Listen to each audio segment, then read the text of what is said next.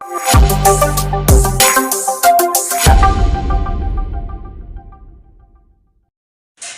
Mass മോട്ടോഴ്സിൽ നിന്നാണ് ഹോണ്ടയുടെ unicorn വണ്ടി മിസ്സിങ്ങിൻ്റെ കംപ്ലൈൻ്റ് ആയിട്ട് വന്നേക്കാനാണ്. അപ്പോൾ നമ്മളതിൻ്റെ ഈ കാർബറേറ്ററിൻ്റെ ഭാഗം നമ്മൾ അയച്ച് ചെക്ക് ചെയ്യുന്നുണ്ട്. അതായത് നമുക്ക് ഇതിൻ്റെ യൂണിക്കോൺ മോഡൽ വണ്ടികൾക്ക് മിസ്സിങ് വരുന്നത് രണ്ട് രീതിയിലാണ്. ഒന്ന് നമുക്ക് കാർബറേറ്ററുമായി റിലേറ്റഡ് ആയിട്ടുള്ള കംപ്ലൈൻ്റ് ആണ് ഒരു ഇത് കാണിക്കുക.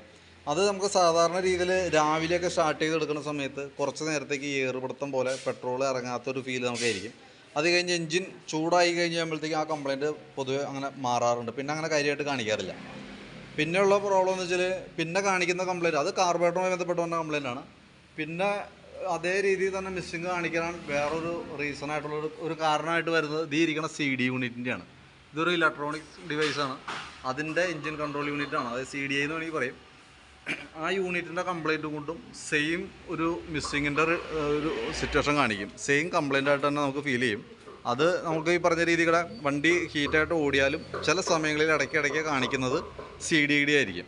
അപ്പോൾ ഇത് നമ്മൾ ഓടിച്ച് നോക്കുമ്പോൾ ഇപ്പോൾ കാർബറേറ്ററുമായി, കാരണം എൻ്റെ കറക്റ്റ് കാർബറേറ്ററിൻ്റെ കണ്ടീഷൻ എങ്ങനെയാണ് നമുക്ക് അറിയാത്തതുകൊണ്ട് ഫസ്റ്റ് ഞാനതൊന്ന് അഴിച്ചിട്ട് ഫുള്ളായിട്ട് ചെക്ക് ചെയ്ത് റീസെറ്റ് ചെയ്യുന്നുണ്ട്.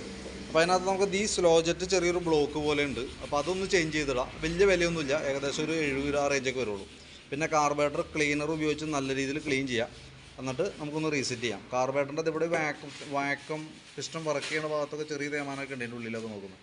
അതൊന്നും തൽക്കാലം ചെയ്യണ്ട, നമുക്ക് ഫുള്ളായിട്ടൊന്ന് ക്ലീൻ ചെയ്തിട്ട് റീസെറ്റ് ചെയ്യാം. അതിന് ശേഷം ഒന്നുകൂടി ഒന്ന് ടെസ്റ്റ് ഡ്രൈവ് നടത്തി നോക്കട്ടെ. അതിന് വീണ്ടും റിപ്പീറ്റ് നമുക്ക് വീണ്ടും വരാണെന്നുണ്ടെങ്കിൽ ഈ പറഞ്ഞ രീതികളെ CDI യൂണിറ്റ് കൂടി നമുക്കൊന്ന് മാറ്റി വെച്ച് നോക്കിയിട്ട്, അതായത് ഇവിടെ വരുന്ന യൂണിറ്റാണ് CDI എന്ന് പറഞ്ഞാൽ, ആ യൂണിറ്റ് കൂടി ഒന്ന് മാറ്റി വെച്ച് നോക്കിയിട്ട് വേണം കൺഫേം ചെയ്യാനായിട്ട്. കാരണം CD യൂണിറ്റ് ഏകദേശം 2000 രൂപയിൽ മുകളിൽ നമുക്ക് വില വരുന്ന സംഭവമാണ്.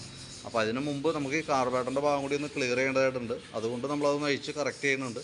അത് ടെസ്റ്റ് ചെയ്ത് നോക്കിയിട്ട് അതിന് ശേഷം ഇപ്പോൾ കംപ്ലീറ്റ് ചെയ്തിട്ട് നമ്മൾ വണ്ടി ഒന്ന് ഓടിച്ച് നോക്കാം. എന്നിട്ട് ഞാൻ അതിൻ്റെ ഡീറ്റെയിൽസ് ഒന്ന് പറയാം. അതെങ്ങനെയാണ്, എന്താണ് ശരിക്കും എൻ്റെ പ്രോബ്ലം എന്നുള്ളത് കൃത്യമായിട്ട് നോക്കിയിട്ടൊന്ന് പറയാം. അപ്പോൾ അതൊന്ന് ഫസ്റ്റ് ഒന്ന് സെറ്റ് ചെയ്ത് നോക്കട്ടെ, എന്നിട്ട് അതിൻ്റെ ഡീറ്റെയിൽസ് അപ്ഡേറ്റ് ചെയ്യാം കേട്ടോ. ഇതിൻ്റെ ശരിക്കും കാർബറേറ്ററുമായി റിലേറ്റഡ് ആയിട്ടുള്ള കംപ്ലയിൻറ്റ് തന്നെ ആയിരുന്നു കേട്ടോ. നമ്മൾ സെറ്റ് ചെയ്തതിന് ശേഷം വണ്ടി ഓടിച്ച് നോക്കി, വേറെ നിലവിൽ കംപ്ലയിൻ്റ് ഒന്നുമില്ല, മിസ്സിങ്ങോ കാര്യങ്ങളൊന്നും പ്രത്യക്ഷത്തിലില്ല.